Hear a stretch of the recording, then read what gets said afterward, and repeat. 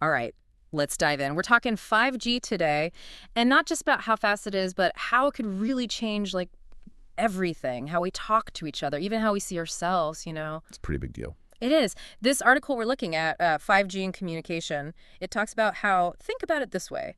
If 4G was like getting a faster car, Right. 5G is like rebuilding the whole city. We're talking flying cars, teleportation, the whole shebang. Totally. The whole infrastructure changes. It's not just an upgrade, it's like a whole new system. Exactly. And that's what we're getting into today, how this level of connection changes things. Yeah, and the article really gets into the technical side too, like the speed, obviously, but also low latency and how 5G can connect a ton more devices all at once. Okay, so speed we get, but what about this low latency thing? What even is that? So latency is basically how long it takes for data to go from one place to another.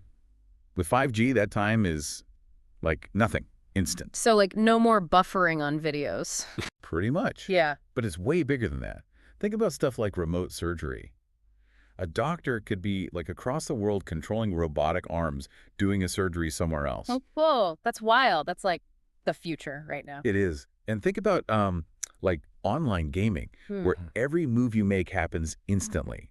Or in the financial world, trades happening super fast. Anything that needs real-time data, 5G is a game changer. So it's not just like downloading movies faster. This affects everything. Oh, yeah. And then you've got this massive connectivity thing. The article says 5G can handle 1 million devices in 1 square kilometer. 1 million? That's insane. Right. It's like every single thing in a city connected.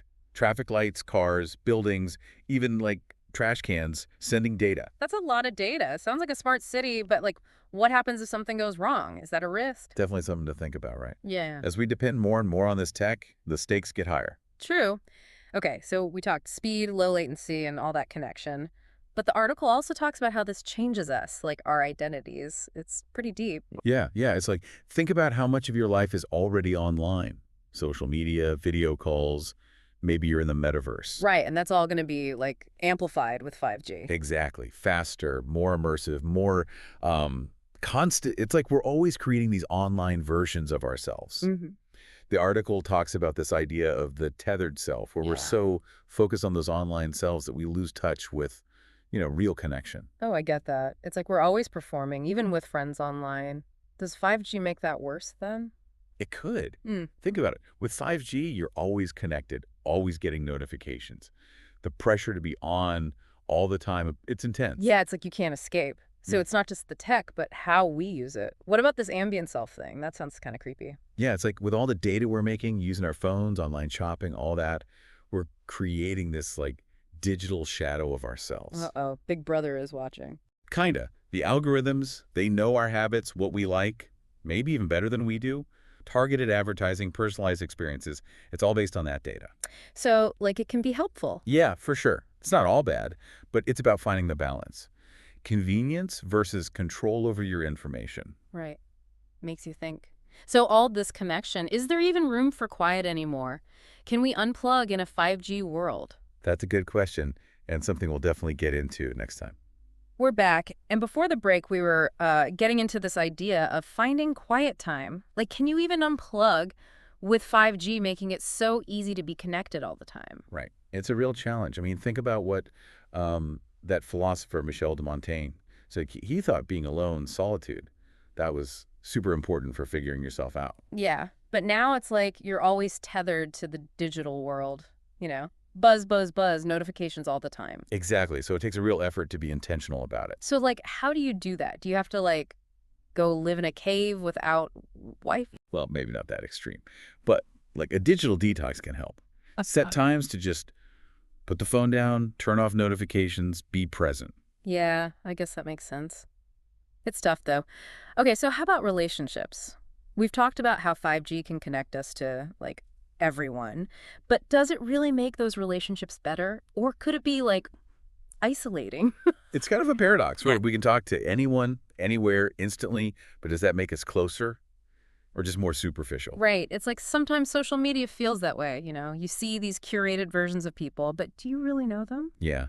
There's this idea, embodied presence, it's called. I think it was Merleau-Ponty who talked about it. Basically, being physically there with someone in the flesh, it matters. So, like, video calls are cool, but they don't replace actually hanging out. Exactly. When you're there in person, there's a different kind of energy, nonverbal cues, all that. You just don't get the same thing through a screen. True, true. Like, watching a concert online versus being there in the crowd, Uh-huh. totally different experience. Right.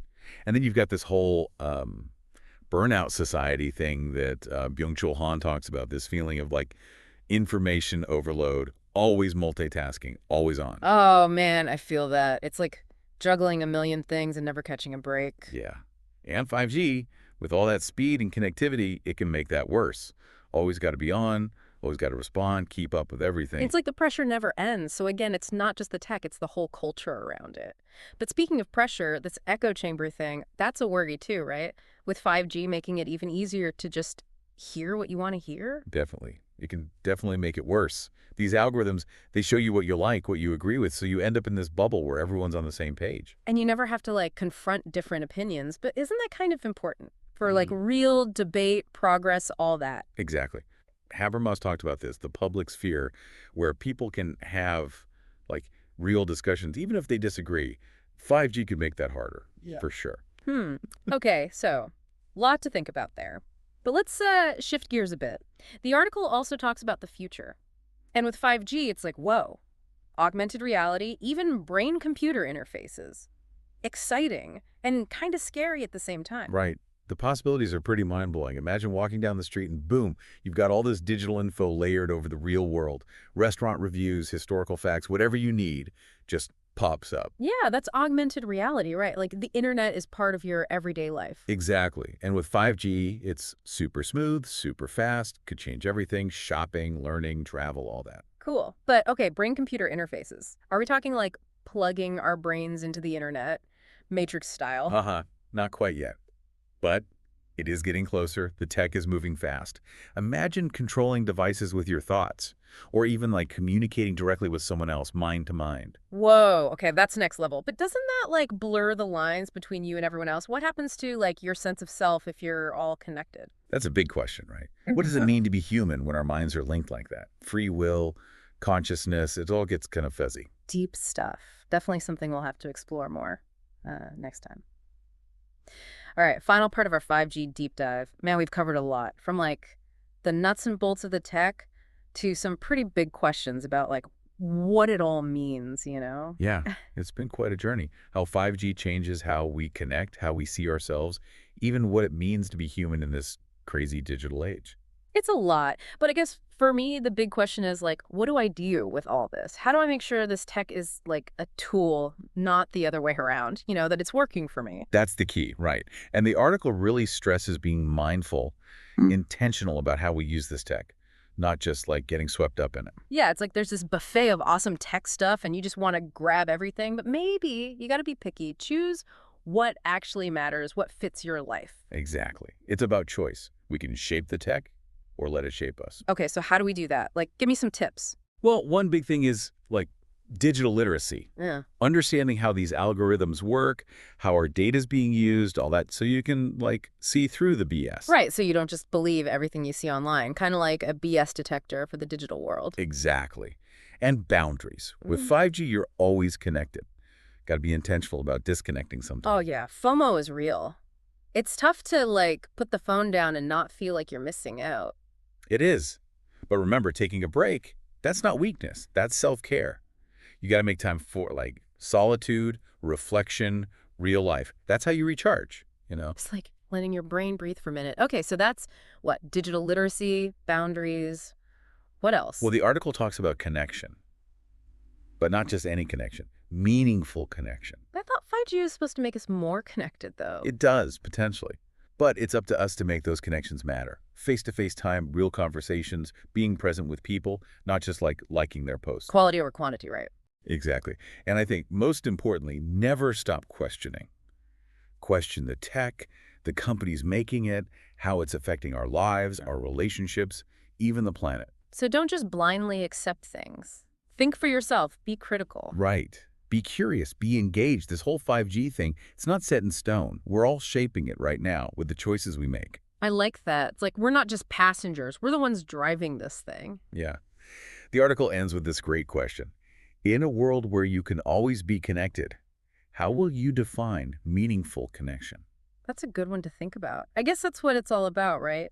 As we go into this whole new 5G world, figuring out what matters and making sure technology helps us be more human, not less. Thanks for joining us for this deep dive.